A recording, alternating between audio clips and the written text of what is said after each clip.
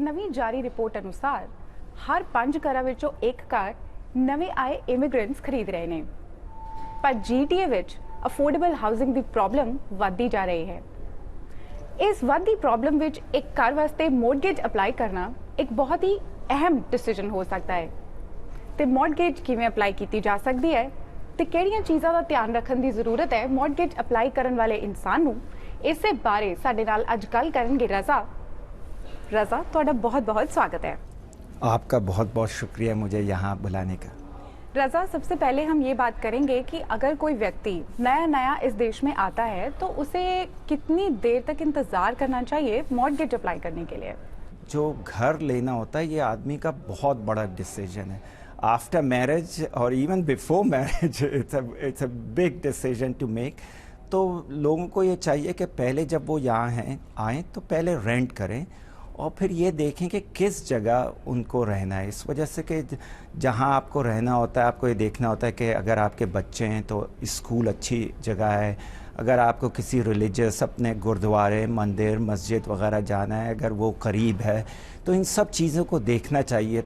आपको जैसे पता है cost of selling, real estate cost, land transfer cost, ये बहुत बड़ी कॉस्ट होती है। तो सोच समझ के ये डिसीजन लेना होता है। अब आते हैं सबसे इम्पोर्टेंट मुद्दे पे, जो कि है मॉर्गेज अप्लाई करना।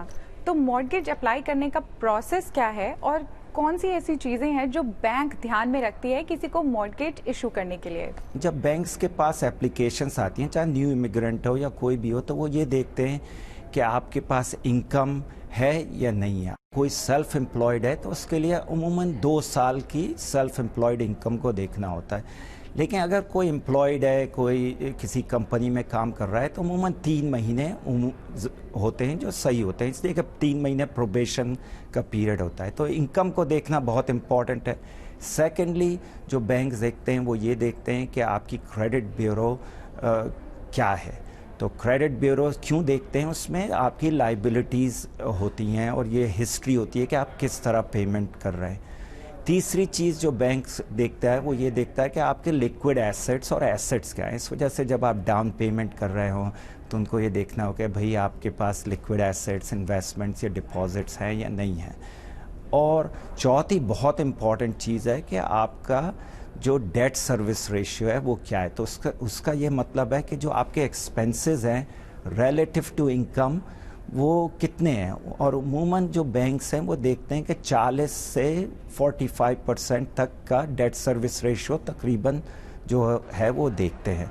और फ़ौरन क्रेडिट कार्ड ले लें ताकि आपकी क्रेडिट हिस्ट्री यहाँ बनती रहे। अगर आपके पास 35% डाउन है तो फिर it's a relatively easier to get a mortgage for a new immigrant.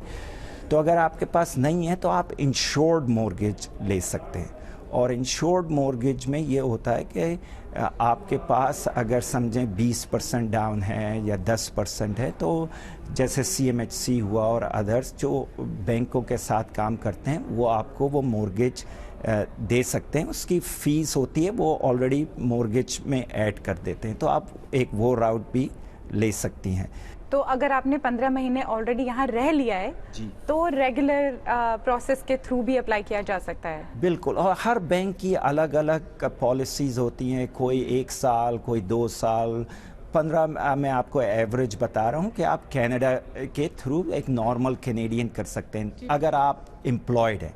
Self employed जो हमारे बहुत से जो दोस्त वगैरह सेल्फ एम्प्लॉयड होते हैं तो उनमें उमूमन 2 साल का इंतज़ार करना ज़रूरी होता है, इसलिए कि बैंक्स 2 साल की इनकम को देखते हैं। बिल्कुल। जब बैंक देखता है कि भाई आपको हम दे रहे हैं, आप अफोर्ड कर सकते हैं ये मॉर्गेज, तो जब वो रेशियोस कैलकुलेट करता है तो वो ये सब देखता है। तो आप ये बिल्कुल अपने जब आए तो मेक श्योर कि आप अपनी डेट्स को ऐसे रख रहे हैं कि आप मॉर्गेज पेमेंट को अच्छी तरह से अफोर्ड कर सकते हैं। किसी व्यक्ति का जो आप मॉर्गेज अप्रूव करते हैं तो एक पर्टिकुलर रेट ऑफ इंटरेस्ट पे कर रहे हैं, तो क्या वो रेट ऑफ इंटरेस्ट आने वाले 20 साल तक सेम रहेगा या वो तब्दील भी होता है, किसी तरीके के कोई चेंजेस आते हैं उसमें? अच्छा, कनाडा में अगर आप लोग ज़्यादातर ये समझते हैं कि अगर इंटरेस्ट बढ़ गए और घट गए तो आपका पेमेंट चेंज हो जाएगा।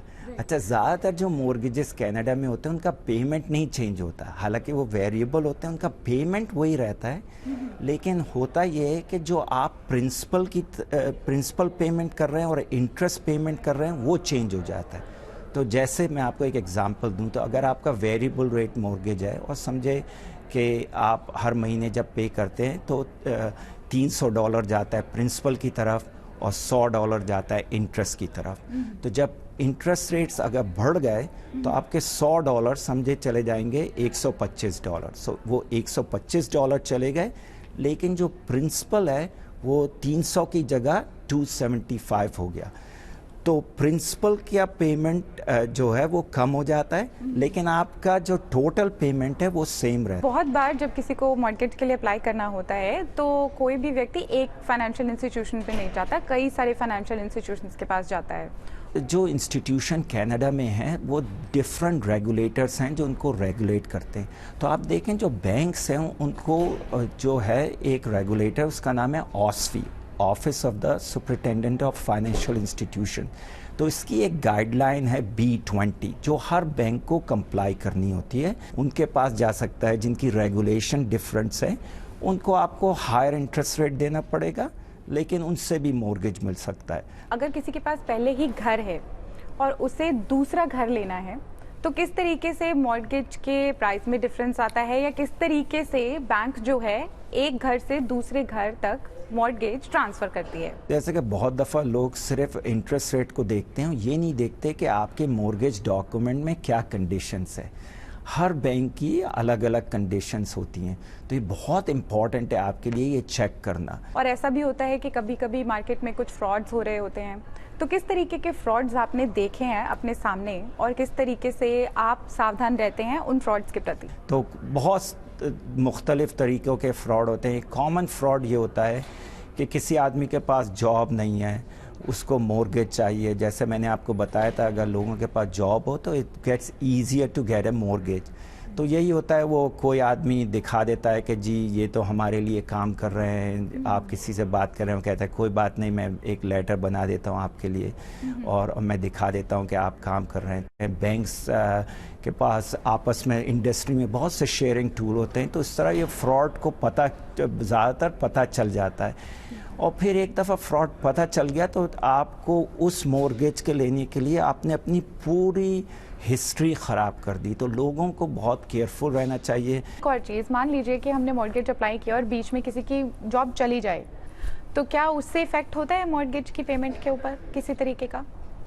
تو عموماً کینیڈا میں یہ ہوتا ہے کہ ایک دفعہ آپ کو جب مورگیج مل جائے تو بینک جب رینیولس آتا ہے تو اس کو آٹومیٹک رینیول کر دیتا ہے as long as you are paying your mortgage payments.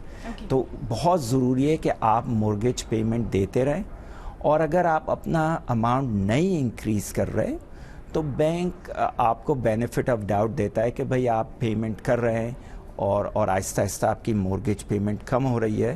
تو جب رینیولس آتا ہے تو عموماً بینک آپ سے ڈسکس کر کے آپ کی رینیو کر دیتے ہیں.